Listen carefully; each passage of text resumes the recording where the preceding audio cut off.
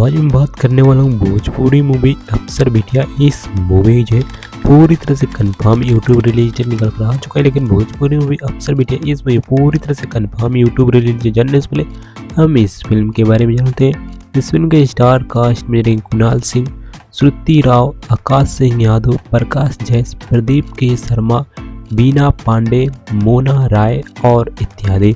और इसको डायरेक्ट किए हैं राकेश त्रिपाठी और कन्हैया एस विश्वकर्मा, और इसको प्रोड्यूस किए हैं अनीता शर्मा और प्रदीप के शर्मा। और इसकी story Rakesh Tripathi, screen play भी राकेश त्रिपाठी और डायलॉग भी राकेश त्रिपाठी जी दिए हैं। और इसके लिरिक्स जो है कवि प्यारे लाल यादव और सत्य स्वर्कर और धर्म हिंदुस्तानी। और इसमें म्यूजिक दिए हैं मधुकर आनंद जी। और इसमें कहानी जो है पारिवारिक, इमोशनल और लव स्टोरी और पढ़ाई को लेकर इस फिल्म कहानी जो बेस्ड होने वाला है, जो कि आप इस फिल्म जो ट्रेलर में भी देखा ही होगा।